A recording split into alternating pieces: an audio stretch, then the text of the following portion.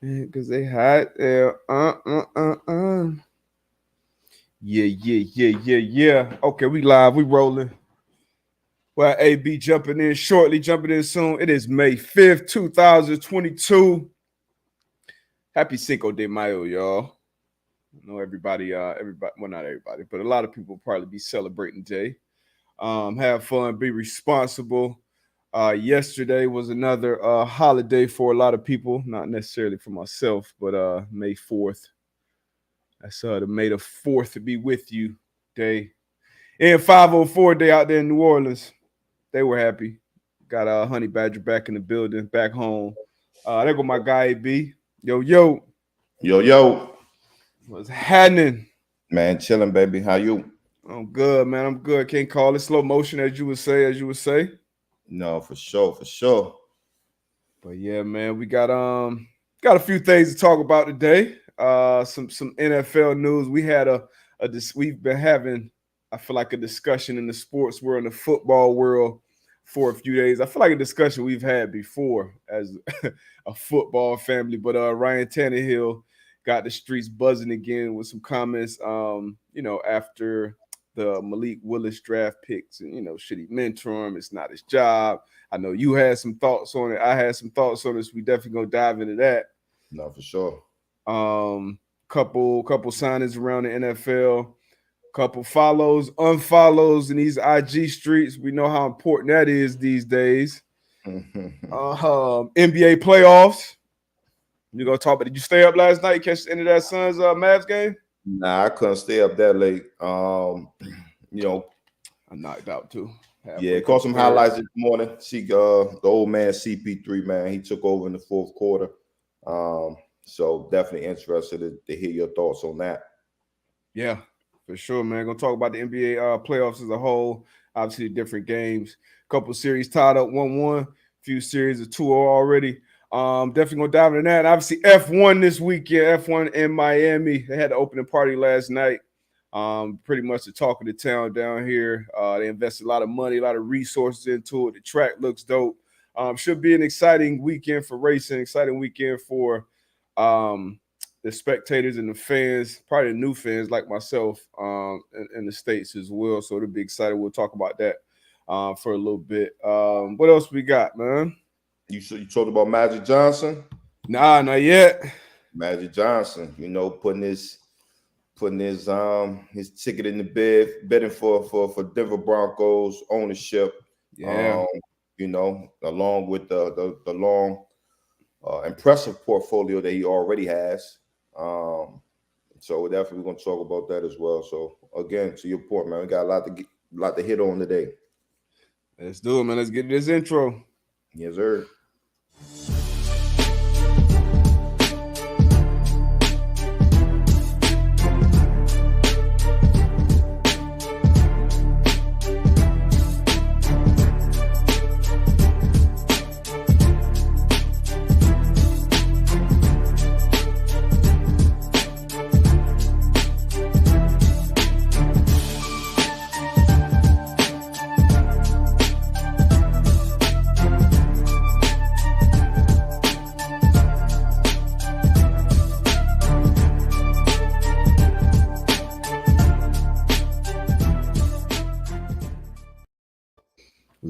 We back. I'm on half of the Man Pod. Darius Butler got my co-host Antoine Bethea. Yo, what it do? Yes, sir. Let's jump right into it, man. We obviously got to start with some football talk. Yeah. Deebo, one of the best talents in the league, one of the most unique talents in the league. Maybe not going forward because he's not as interested in playing that wide back position anymore. But early in the week, GM John Lynch was asked about Deebo, the 49ers situation. Obviously, he hasn't been moved yet. And John Lynch basically said, hey, man, I think things can be ironed out between Deebo and the 49ers. Deebo Samuel's out there. He refollowed the 49ers back on Instagram after scrubbing him from the profile. How do you think this works out, man? What do you see the future for Deebo and the Niners? Man, Deebo not going anywhere. And I kind of felt that way throughout this, ordeal or whatever you want to call it. again, follow. I don't think it moved the 49ers front office either way. I think they had, all the power kind of in their hands at this point. So again, hopefully, and I think it will get ironed out, whatever they decide or whatever they agree to. Deebo he'll get some new money before the start of the NFL season, man. And again, I think it fits for him, man. I think that's, again, because we don't know what's on the other side. Grass isn't always green on the other side. Obviously, yeah, you want to get your money, but I think what he's doing in that San Francisco offense and the way they feature him there, you never know. You might not get that elsewhere. You know what I mean? So again, he is top 5, top 10 receiver in the league. So to John Lynch's point, man, they'll iron this thing out, and I think they'll see each other and they'll hug again. Yeah, so he's I believe entering his 4th year, so the last year of his deal. So they better figure it out money-wise, obviously, before going into the season. But in today's day and age, obviously, with a generation that's come up on, social media their entire lives, I know that kind of became more part of our lives later on. But these people kind of been in it the whole ride through. So him refollowing them is almost like when you see somebody, follow their old girlfriend, old boyfriend back on. It's like, oh, okay, they about to be back. Put the pictures back on the on the timeline. So things look to be heading in the right direction. I know teams have put together, reportedly at least, have put together some packages, during the draft, before the draft, after the draft. 49ers basically turned them down. So either, they probably wasn't getting enough or getting what they were comfortable with if they were to let Deebo go. But once that draft went and came and went, you saw A.J. Brown move.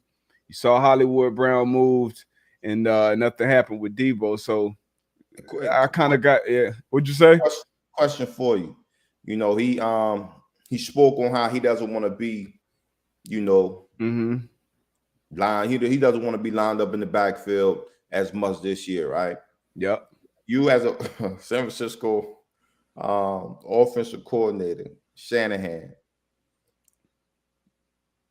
do you grant him his wishes, or as an OC, you like, look, man, this is what works for our offense, man, and this is what we're going to do? Like, how do you go about that? Like, keeping it a buck. Like, yeah, you heard his frustration. But then, because obviously, I think they have the utmost respect for Deebo, and I think it's going to be a conversation where, we call him in his office and say, "Hey, look at this part of the season, this part of the season. Look at what our offense did. Look what you did. Like, this helps our offense. Like, how would you go about that as an OC?" He'd OC the play caller and the head coach. So right. Yeah, so he wearing a lot of hats. So you gotta sit down with him. Obviously, it's a contract situation, but and like we talked about, maybe he shouldn't have said that at this point in the game, but he did, and he made it clear. So at least as an OC, now I got more time. I'm not going into the season blind. I'm not going into the offseason program blind. I believe they drafted a running back as well to kind of help. They did it last year too, but you got to grant his wish to an extent. It may be like, hey, Deebo, it may be, hey, just give me 5 plays a game back there. Just give me something back there, because as a defense, and obviously this, but for the people and the listeners that don't, as a defense, as a play caller, you got a few things at your disposal when calling plays. Obviously the field position, the down the distance, the time, and then the personnel grouping that's in the huddle. And that dictates where you call your plays from on that sheet. So if you just got 19 in the huddle and you're not sure if 19 is going to be lined up as a receiver or lined up in that backfield, that adds an element to element of difficulty to your play calling. So I'm sure Shanahan don't want to completely do away with that. So I think you got to find a happy medium. And if Deebo just says like no, like 100%, like nah, I'm full. I want to be a full-time receiver in this contract year. I will assume you gotta respect that as a play caller as well and move on from it. But I think they're gonna have a conversation. I think they probably meet somewhere in the middle. Good to know Yeah, from OC head coach Darius Butler. Hey, I got to at least have that conversation, like Deebo. No, the conversation has to be had. It has to be had because we both have a job to do. You know what I'm saying? Like I have a job as a OC head coach to be able to put our team in the best position to win football games. You know what I mean? And looking at it as an OC and a head coach, and even as a opposing defensive coordinator, even though Deebo, he gets off at the wide receiver position, but to your point, not knowing where 19 is lining up, man, Tough. that's tough. You know what I mean? But to Deebo's point, look, like I don't want to take them extra hits or whatever. I want to just be lined up and just be, you know, a wide receiver. So definitely got to have that conversation. Yeah, but that's big. If the 49ers, obviously, if they will be retaining 19 for at least another season, that's huge for them. But I guess moving on into some other football news. Ryan Tannehill. Matter of fact, we might have this clip.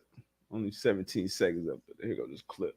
In a quarterback room in the same room, you know, we're competing against each other. We're watching the same tape. We're doing the same drills. I don't think it's my job to mentor him, but if he learns from me along the way, then that's a great thing. So Ryan Tannehill, man, hey, I don't think it's his job. He said, I don't think it's my job to mentor him. He learns from me along the way. It's a great thing. My reaction to the comments, and I saw maybe a 40-something second clip, so I kind of heard the question and talking about some other things before it, but I didn't really see a problem with it. I didn't see an issue with it. I know other people did, but I didn't see it. I say, hey, that's not in the job description. His job is to be the starting quarterback, to go out there and win games, lead that team to win, hopefully win the Super Bowl, but that's his job. If he chooses to mentor Malik Willis, the rookie quarterback that they drafted in the third round this year, to probably ultimately replace him, then that's good on him, mentoring him on the way out, but that's not his job. I know you had a difference of opinion. Yeah. What's your thoughts on these Tannehill comments? Again, it's not in his contract. You know, when he signed that contract, it wasn't in his contract to say, hey, if we have another quarterback to come in, I have to mentor him. You are correct. You're 100% correct. But in the brotherhood of football that we always talk about, right?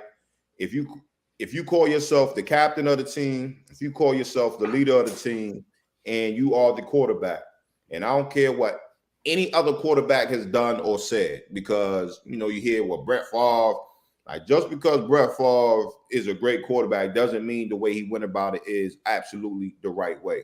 You know what I'm saying? In my opinion, and again, I've heard different situations for DB rooms are different.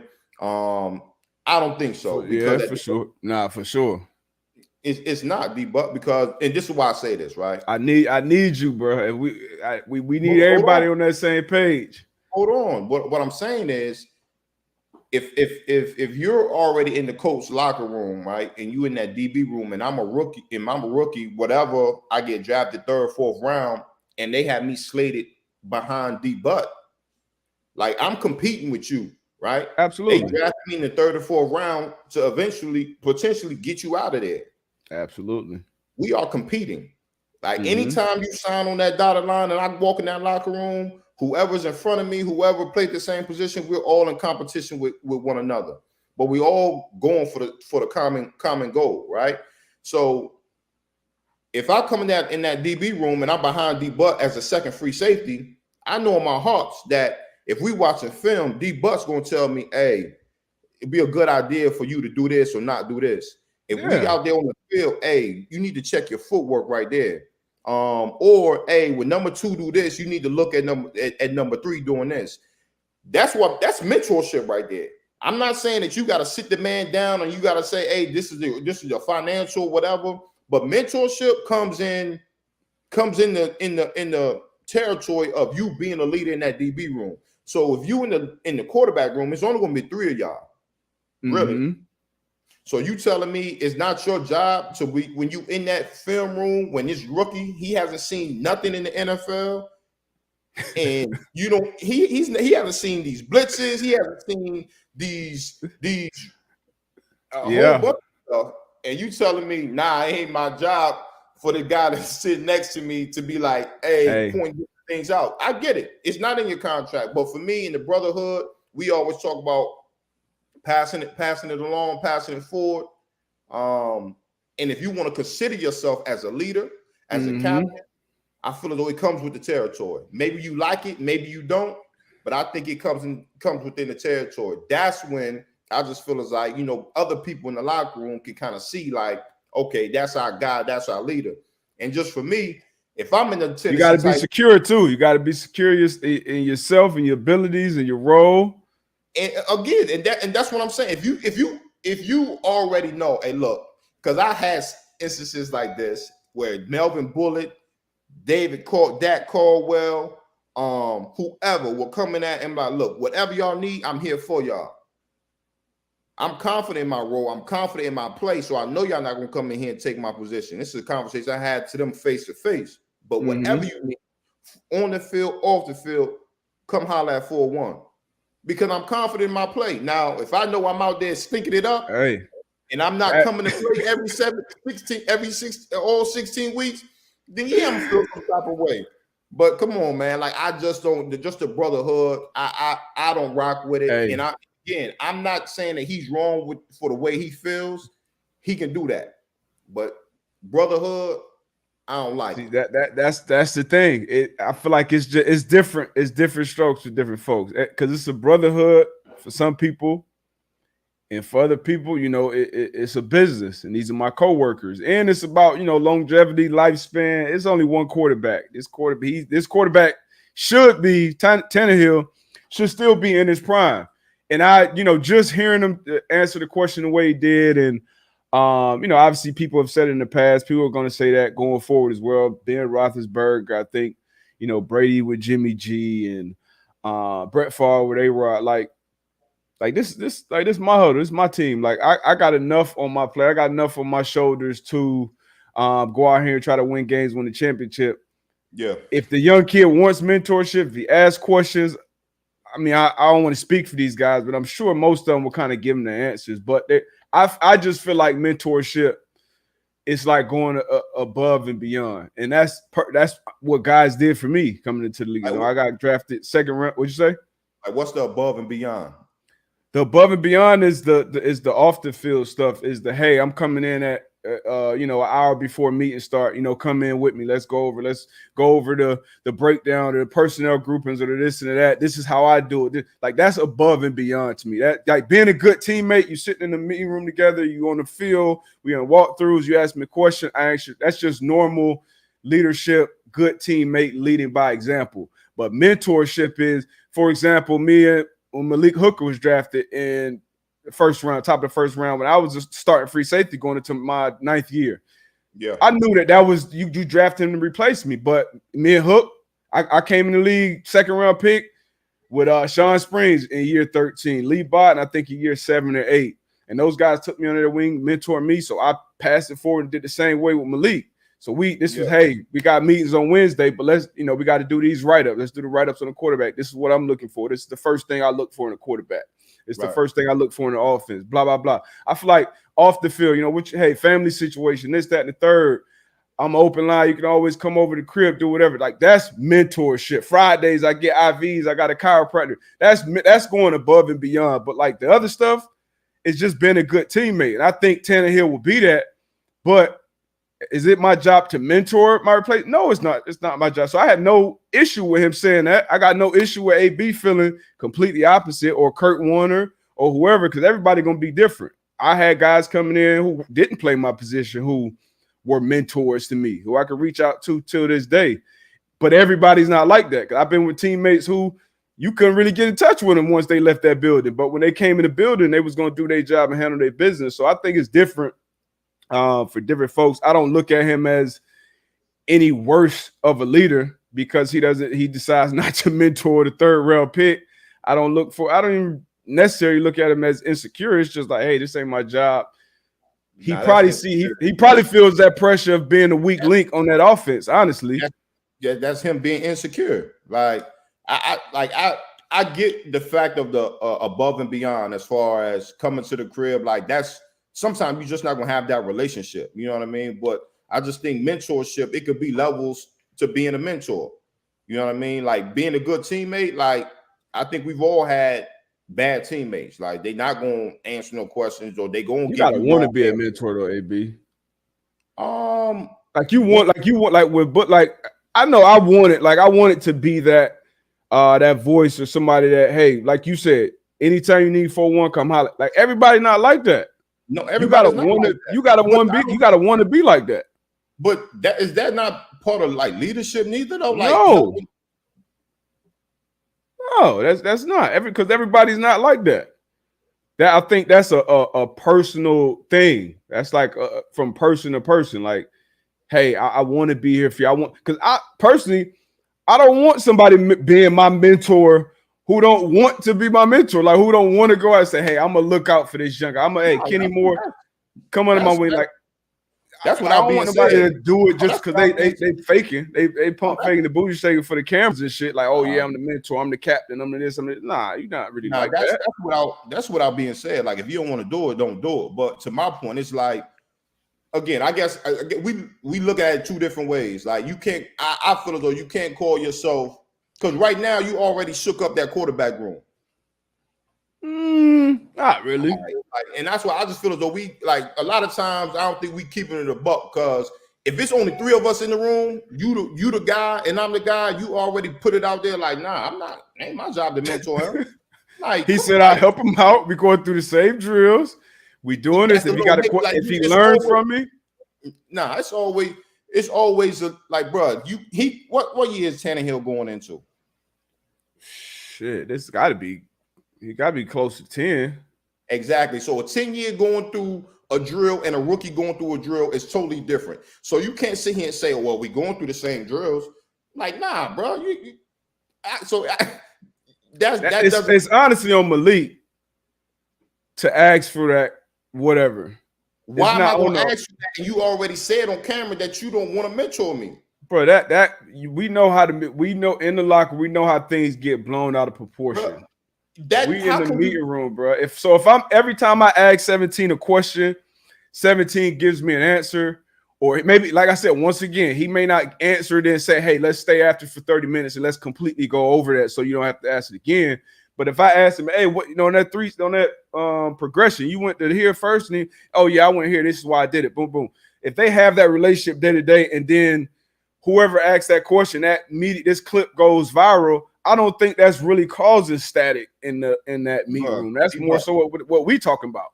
Deebo, Malik Willis, he probably stepped foot in the building now, but this shit is going all over social media everywhere. They asked this man. I don't have to make any assumptions or anything. The reporter asked this man about, do you want to mentor Malik Willis? Yo, it's not my job to mentor him. So I already know what it is when I'm walking in that quarterback room. I know what it is because the man said it. So I'm not going in here and saying, like, is Ryan Tannehill going to be this or that? Not saying that he's a bad teammate. Never been a teammate of Ryan Tannehill or whatever. I'm just going by what I said and what I kind of put 2 and 2 together. Like, it's tough for me. It's tough. But that's what I'm saying. But that's what I'm saying. If I'm Malik Willis, like, I'm hesitant to even ask this brother any questions. Like, I'm not even going to ask him nothing. I'm going to just go ahead and ask. So when Malik walk in that locker room, and then 17 walks up to him, and he walk up to Tannehill, and hey, what up? Hey, I know everything been going on, but hey, you need anything? I'm here. Holla at me. If you Malik, you feel like. If you believe, you feel like, because obviously as a quarterback, Tannehill, he said it, and everything you say, everything you do is being watched, and it's going to be magnified as a quarterback. So let's say as a quarterback, Tannehill says on site, hey, I know all it, we got a lot of outside noise going in, and we're in fucking competition. They drafted your replacement. Everybody understands that in the locker room already. But you need anything, I'm here. If you Malik, you still gonna feel hesitant to ask Ryan questions. Yes, because you already sold your card, bro. You sold your card. That was an honest answer, bro. That was an honest answer. We had Rob Mathis. I appreciate that. I appreciate the honest answer. I'm not saying that he's wrong for giving his answer or believing what he believed, but you showed your card. Yo, it's not my job to mentor him. Cool. If I'm Malik Willis, cool. I respect your decision. You know what I'm saying? I'm gonna ride with him. Now, don't get it twisted. I still might ask you some questions, but I'm not going to go that extra mile to really reach out to you because I already know your stance and how you feel because you already said, yo, we competing. And he said it like, yo, we competitors. Ain't no need for me to be his mentor, which is true. So if I'm Malik Willis, I'm just going at a different angle now because you put your cards on the table and you showed your hand.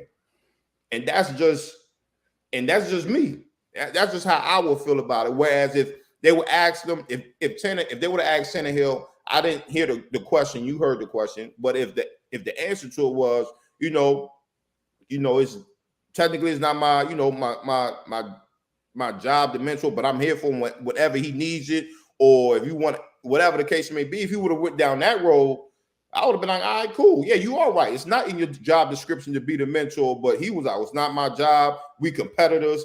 We doing the same drills and we watching the same film. When he said them two little parts, I'm like, oh yeah, he hating a little bit. When we doing the same drills, we watching the same film. Man, hey, part right there, D-But. I don't care what you say. He showed his hand, and again, that's why I say we can have differences of opinion on this. And we are, and a lot of it, and like you said, in the last 48, 72 hours, this has stirred up a lot of conversation, and a lot of former players have had opinions on different sides of it. Even we had, we're both teammates with Robert Mathis. We see Rob mentor people. We see Rob. That's what he's doing in his post football career, and he kind of had the same sentiments as Tannehill. And I appreciate his honesty, and I respect him for how he feel. As a teammate, I was the complete opposite way. With every player that was drafted to replace me, especially as DBs, they're always trying to get younger and faster and cheaper at that position. So, and once again, it's a different mindset as well with a secondary because I don't know what position you could be the corner on, and I'm at the nickel, or you could be the nickel, I'm at the corner, or say however it go. We all need each other to kind of survive out there. So it's different as a quarterback. It's more so like, hey, this is my huddle, this is my team. And the further I bring you along, the tighter I'm making that gap between me and you. Now, if you are supremely confident in your abilities, you're not tripping on that. Ryan Tannehill, I think he's a realist. He knows he is replaceable in that offense. He ain't Derrick Henry. He ain't, AJ Brown. I guess everybody replaceable. Everybody replaceable. That's my thing. Like, everybody replaceable. You know what I mean? So, again, like, if you're not confident in your abilities, that's something that you got to look in the mirror and be like, look, I got to be a better quarterback. You know what I'm saying? But for you to be like, nah, I'm not going to do this just because they drafted you and we competing, like that tells me a lot. That tells me a lot. You know what I mean? And I think I will always kind of like stand. But again, I respect his honesty, like you said. I respect his stance. That's how he feels. But I just, if I'm Willis, you showed your cards to me, and I'm gonna know that. You know what I'm saying? Listen, I think it was blown out of proportion, and I also think we all understand the reality of the business. It's a cutthroat business, so the brotherhood and all that shit sound good, and that is what it is. But at the same time, Ryan Tannehill got a family to feed. He got a career. He got another $100-something million contract he trying to get. And he just stunk it up. We got to remember also something he talked about in the press conference. I want to say right before this question, he was talking about he was in a deep, dark place. How it took him, every time he closed his eyes, he probably saw that Jesse Bates interception to start off the game. So you lose, you get upset at home. He dealing with that too. So we got to we got to understand the whole picture here. Yeah, I understand the entire picture. It's the reason why they drafted a quarterback third, because you didn't do what you were supposed to do. I can't hate is not in my heart. I'm not going to hate on the next man, the next young man, whatever. Yeah, I don't think you was hating. Well, we watch the same film. We doing the same drills. That shit is hate, bro. That shit is hate, bro. Like, I get it. Like, hey, D-Buck, I'm with you, man. And I'm with Tannehill. Like, he got a family to feed. Like, you know, he looking at it as this man coming in and he gonna take food off my table. I get it. And again, I respect the way he feels.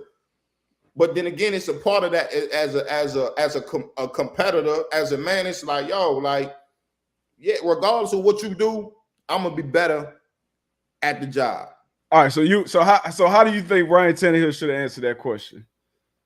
Hey, the rookies are coming in mini camp in a couple of days, Ryan.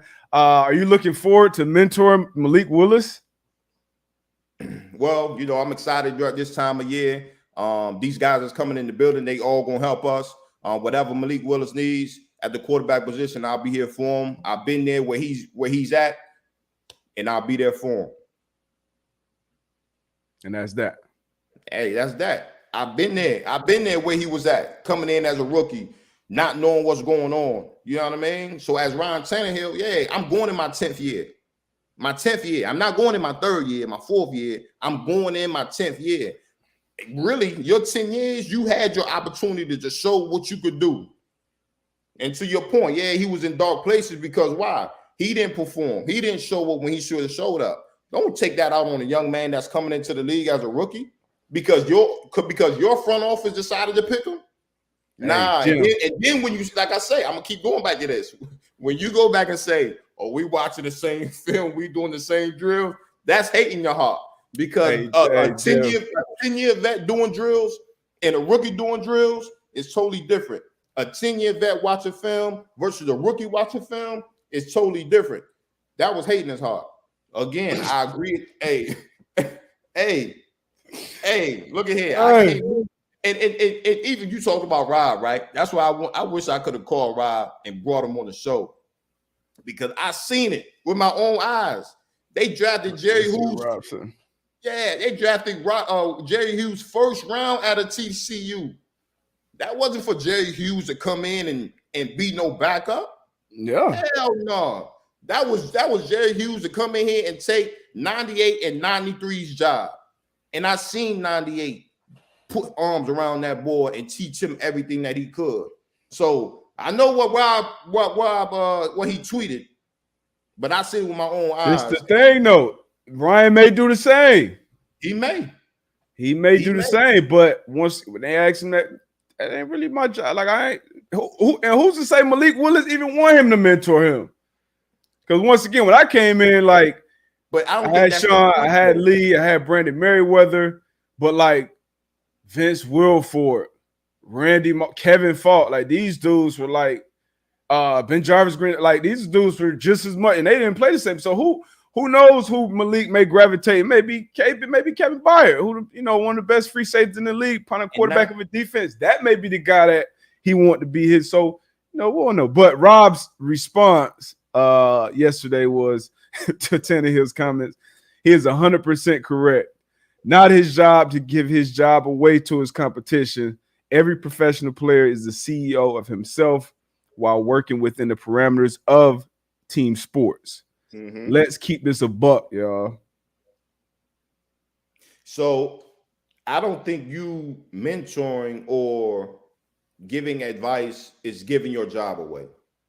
I don't necessarily believe that, and that's where I think that's the only part of that comment with Rob is that I disagree with. I understand we all the CEO of ourselves. We all doing what we can to help the greater good of the organization, whatever the case may be.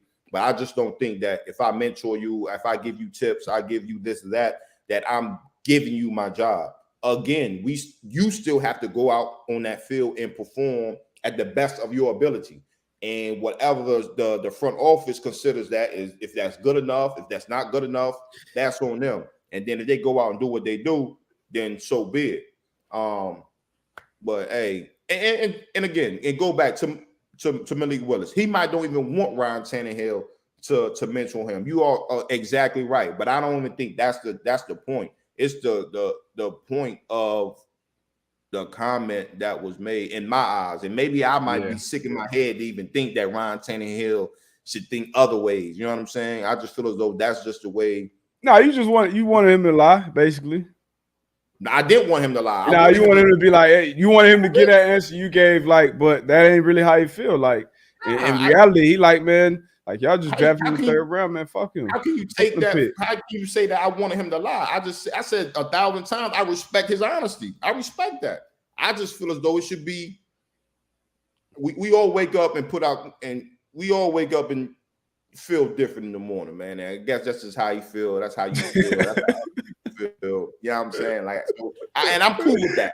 Hey, if you look at the raw athleticism, the arm, all that different, I think Malik will probably check a lot of those boxes over Ryan Tannehill. We talking about just a football player.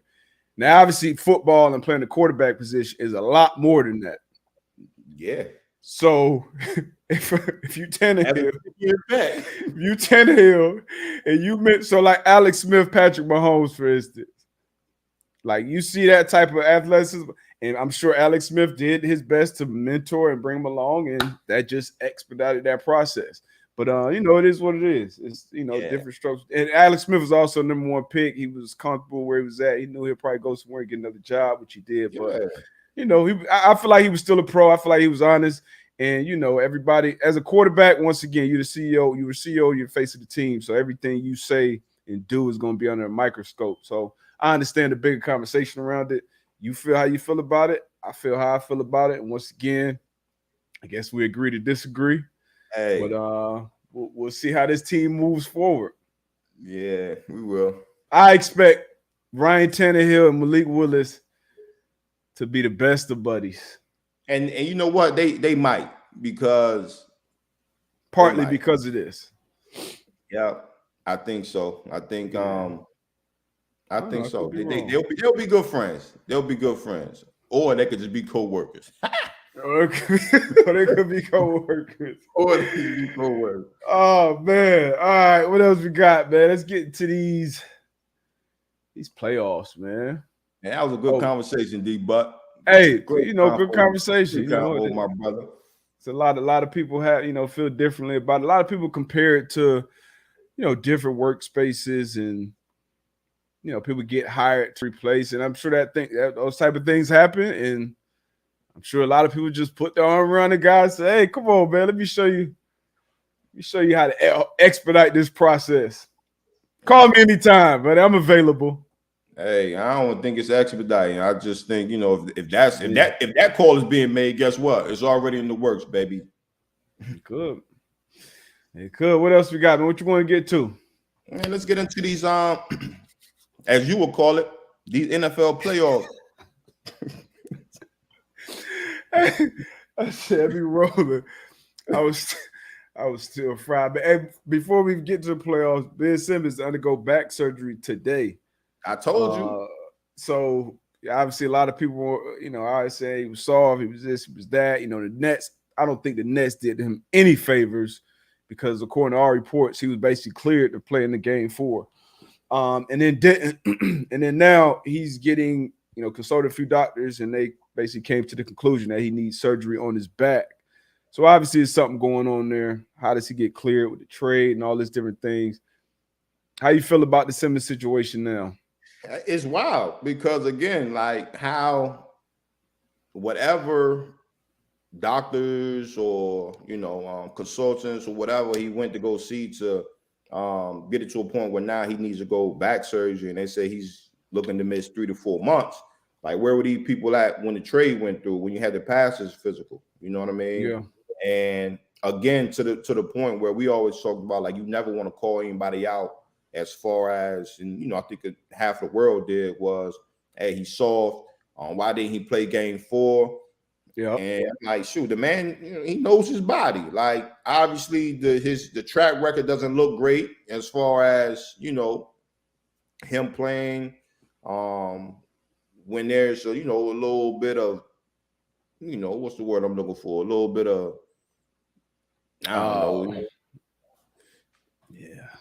Yeah. But I don't know, man. Like, hey, you know what I mean? But for now, for them to come out and say he needs surgery, like, maybe he wasn't calling bluff. Like, maybe he was really.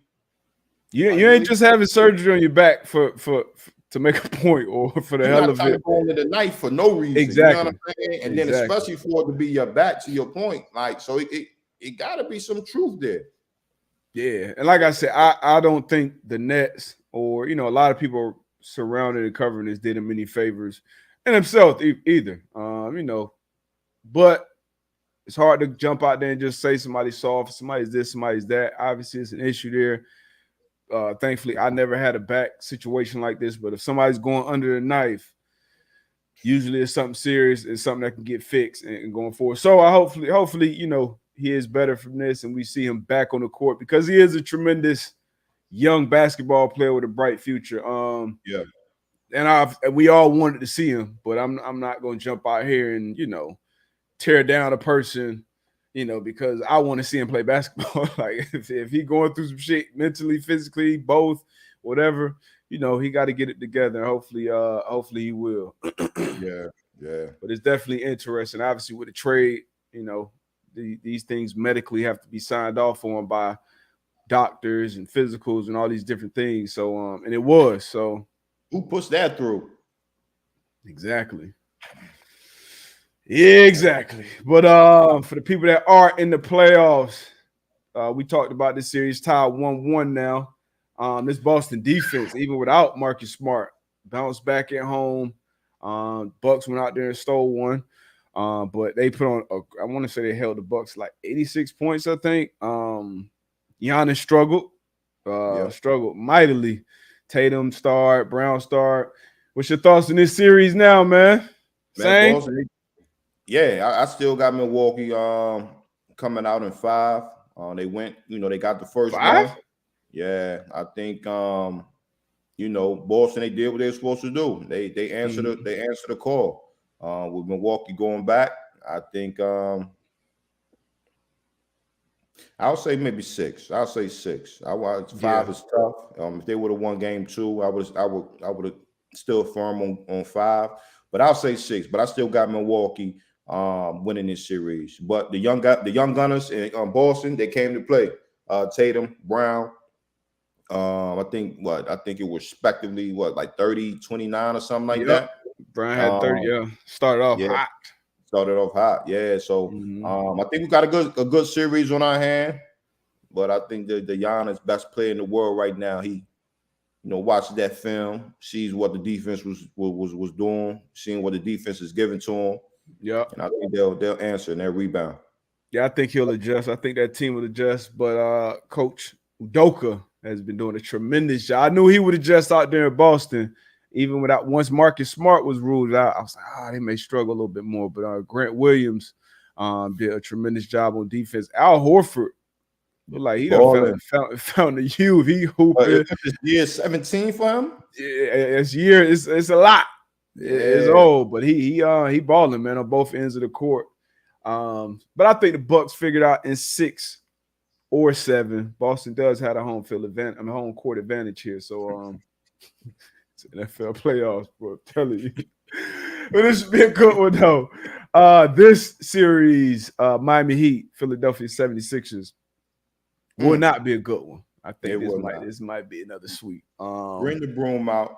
Yeah, bring the broom out. Embiid's obviously been out the first 2 games. Not sure if he'll be back tomorrow.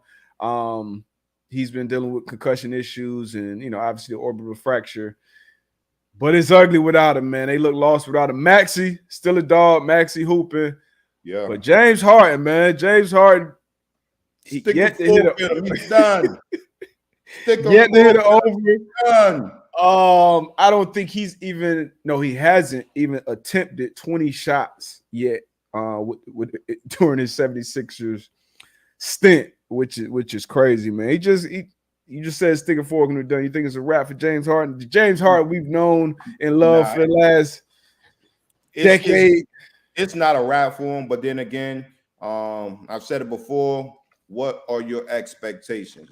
If you're looking for that Houston James Harden, that's not it anymore. We expect him to be a 1 right now with Embiid out. At least a 1B, a 2. We know who's the one on that team right now. That's Maxey.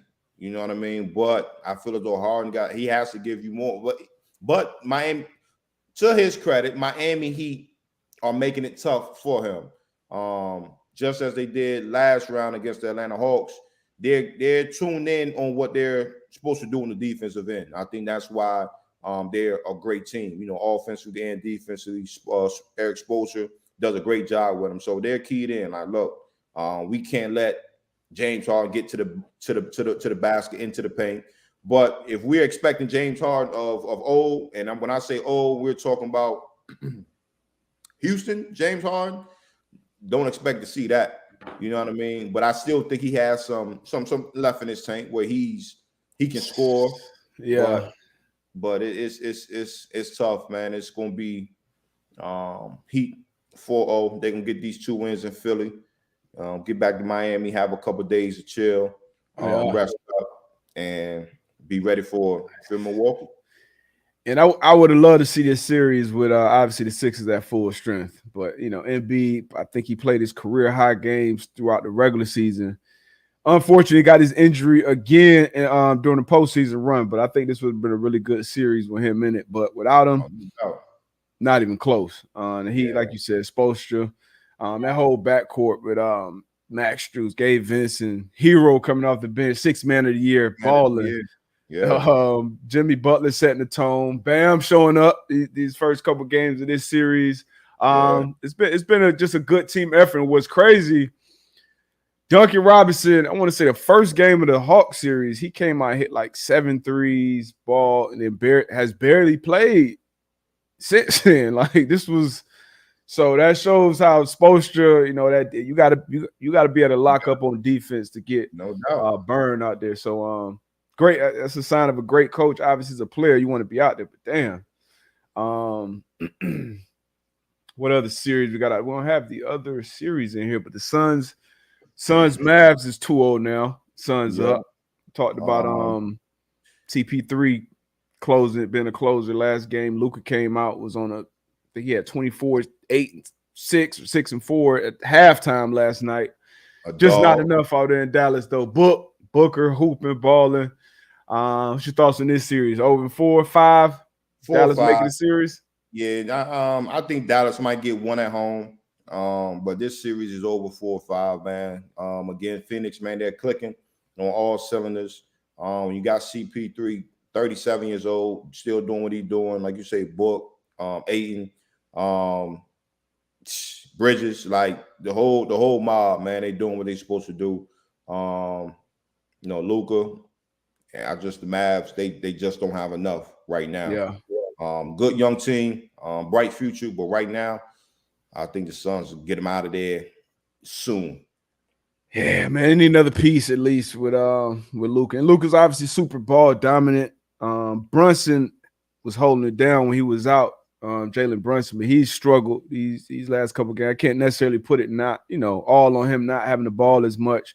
Spencer Dinwiddie hasn't played well in this series. So as great as Luka as great as the series he's been having, it's not going to be enough against a team like they have out in Phoenix. It'd be interesting to see what they look like next series, whoever they'll be facing. Yeah. Out of Memphis, Golden State, which another series that's tied 1-1 right now. Ja Morant dropped 47 last game. That series that's going to be a good series. Dylan Brooks have been ejected already. Draymond's been ejected. He got a busted eye. It's a physical series, kind of a little throwback. Which one of these teams pull it out, man? The savvy vets over there in Golden State or these young, energetic Grizzlies down in Memphis? I'm going to go with the Grizzlies, man. I told you, I think at the beginning of the playoffs, like they were kind of my wild card. Playing very, very well down the stretch of the regular season when Ja was out. I think that was very beneficial for the team, being able to see what they could do without their star player. And then when your star player is playing how Ja's playing, even the first game losing by 1 or 2 points. Lost by a point.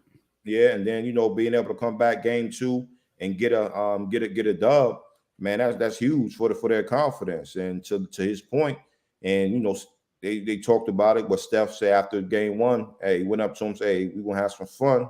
And then game 2, Ja went back and said, we're gonna have a lot of fun. So I say Memphis pulls it out, man. Even though Golden State has the young guns, they have the vets, they've been through it. I'm gonna go with the young bloods, man. Yeah, I'm going with the old heads here. They stole one on the road down there in Memphis. They get back to that Chase Center. Just a different energy. That's an energy. That's a crowd. That's a team. That's a coach who done been through that fire several times. So I think they hold it down. They come back to Memphis up 3-1, and then they find a way to close it out. So I think they win both games. Yeah, I think they win both games out in the Bay. Clay got to play better. He got to shoot better on offense, but defensively they got it together. I'm taking Golden State 6. Yeah, Memphis. I mean, they're young. They're young, super talented. But Gary Payton II is going to be out the rest of the series. He brings a spark off the bench. That fractured elbow, man. Yeah. I've had one of those. Woo. He out 3 to 5 weeks with that, which is, it's a long time. But bad foul. Kerr was hot about it. Yeah. Matter of fact, did you see JJ Redick? That clip of JJ Redick or with Mad Dog, Russo, and Stephen A on First Take yesterday? What was he talking about? Because Russo was basically like he basically let us shut up and play slip out, shut up and dribble. Yeah, JJ fired his ass up as he should. JJ from VA, man, he a real. Oh, I didn't know that. Hey. Shout out JJ, man. I love his coverage on basketball. He's one of the best voices out there covering the game. Obviously got a podcast, I think Old Man and 3. And I don't watch much of First Take and stuff, but if he's on there, they actually kind of ruin his analysis, honestly, with their hot takes and shit. But I rocks with JJ and his POV of the game, how he talks about it. No doubt. I think that was all the series, man. Obviously, I'm excited about F1 this weekend. Had opening night last night at the party. The track has been dope. If you haven't seen it, please go on one of their Instagrams. Go check it out. These are the podium, the bets, the props, the favorites. Max Verstappen, he's minus 310 to finish on the podium. Leclerc, minus 270s. Chico Perez, plus 105. Carlos Sainz, plus 105. Lewis Hamilton, the GOAT, 7-time world champ, plus 350. And then the racing props down below. Just the full screen graphic on FanDuel Sportsbook for the podium finish. And the bet prop. What's good? What's their average height? Oh, as a driver. They're small. And they do everything in meters and shit. But average, I want to say probably around like 5'6", 5'7", kind of like probably a little bigger than horse jockeys, but they're small. I wish I had a picture. I should have sent the picture to Tom of how they actually got to sit in the car. I retweeted on my page yesterday, but they're damn near laying back, in the car. And obviously you want the car to be going as fast as possible too, so you can't have big guys. But George Russell, one of the drivers from Mercedes, is one of the taller one. I think he may be around 6 foot. And he actually complained after the race in Italy about some issues he's been having with his chest and his back because of the bouncing in the cars and stuff. So sure, height is a disadvantage in those cars. But I know it needs to be hurting. Knees, back. Yeah, damn, I wish I had those pictures loaded up. But it'll be an exciting weekend. Actually, Kenny Moore, he's coming in town for it. He's a big motorsports fan. So I should be tapping in with him out here for the weekend. But it'll be dope, man. It'll be dope for the sport, dope for the states. They obviously been investing a lot of money and resources into the state. So somebody said, Ace Boogie said 5'9", 5'10". Hey, yo. Come on, G.I. Joe. You know somebody better than that. 5'7" was 60. I don't got my boat. My boat wouldn't make it to that fake marina, but they got a yacht with some fake water over there. But that shit looked funny. But it'll be a good weekend. I'll be tapped in. The actual Grand Prix is Sunday at 2:00 Eastern time. Tap in on the ESPN. But yeah, man. That was pretty much Magic Johnson. We talked about it a little bit. Yeah, let's talk about Magic, man. He throwing his name in the hat with one of the part owners of the 76ers, Josh Harris.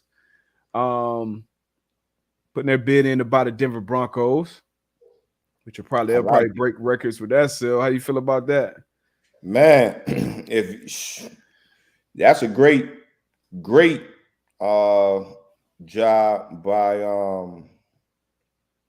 by Josh Harris going to get Magic, because Magic got some luck on his hand, boy. Like from the Lakers, Sparks, Dodgers, and just his whole portfolio. You just had it up there. Pull it up again. Yeah, like you can see right there, he knows his his team. I would say his team, built the empire off of investments, man. And I think it's going to be very, very competitive, man. As far as teams getting put together to go out there and acquire the Broncos. So I think it'll be very competitive, man. But that's dope to see.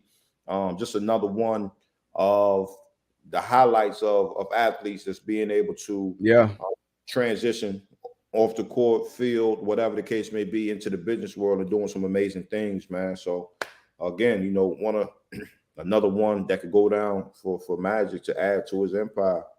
Shout out to Irvin Magic Johnson, man. I think I'm in episode 6 right now of Winning Time, which it's been dope, man. Yeah, I'm catching up on that. I watched 1 to 3, so I'm on 4 right now. So how you feel about it right now? I mean, I like it. I heard a lot. I heard a lot of people talk about it, how it was good, and how you kind of see them in different lights that you don't necessarily see them in now, whereas you might have heard stories or whatever, but to be able to see it, and again, we don't know how much of it is true and whatever. They said they did a lot of research, and then obviously it's a dramatization of it, but I like it. Yeah, I'm right there with you. I like not only obviously the basketball part of it and how they built the winner and all that stuff, but even like from the business side of it, Dr. Buss, and how he kind of, his vision and the people around him, his daughter, Jeannie Buss, early on. I actually don't want to ruin it for you, but it was somebody else who was one of the first Laker girls. I didn't know who the first Laker girl was, so I taught me something there. But just dope, man. If you haven't been watching it, tap in, man. Winning Time. In real life, Jerry West is pissed. I think Kareem was pissed.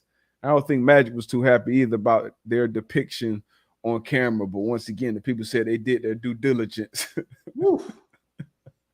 But back to Magic for the people listening, not watching. A tweet this morning from Front Office Sports once the news was announced.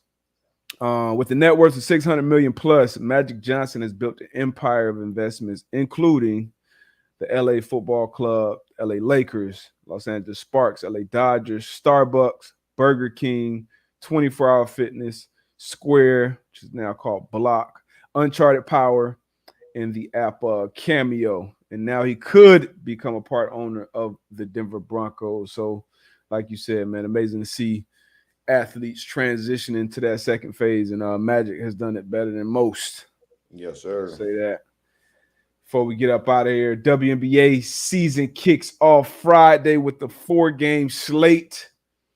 Excited for that. Excited for the ladies kicking off their season tomorrow. Yeah, tomorrow's Friday. 4-game slate. Yep. And then let's touch on the before we get out of here, Brittany Griner. U.S. reclassified WNBA star Brittany Griner as wrongfully detained by Russia. So they said they're going to try to do what they can do to get her home. I think they should have been doing this. Not saying that they weren't, but, you need to press this button, make this move faster, man, and get her home. So. But this is a good move in the right direction. I believe a few weeks ago, a former Marine was just released. We kind of U.S. swapped out prisoners with Russia. So hopefully this Brittany Griner situation is resolved ASAP. We get her home safely and quickly. Yeah. But good to see this moving in the right direction and still, getting, talked about in the news. But let's see this happen, man. Yes, sir. Yes, sir. But actually, somebody said, Magic wasn't happy when got that dot with Apple. I know some people who actually saw the dot and Said they could tell they threw that together real quick and say with the same face. Oh man, I might check that one out too. I think it's called They Call Me Magic, but oh man, that's crazy.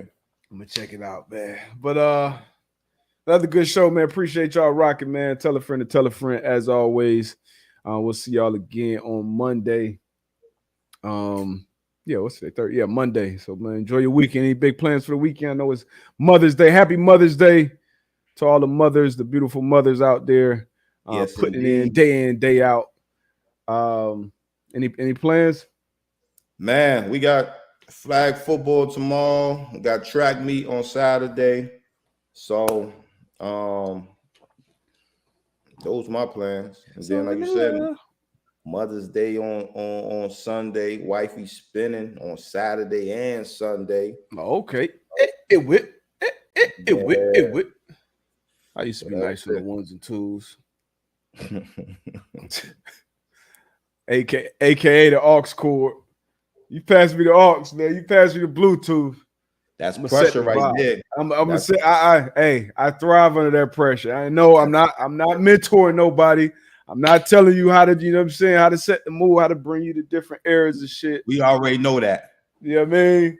No. We already know that. You can watch me. You in the party, you can watch. Hey, you in the same party, you got the same Apple device. We got this shit. Figure it out. But yeah, man. All right, man. Y'all have a good one. Enjoy your weekend. Have a great one. Out of here. Hit this outro for y'all.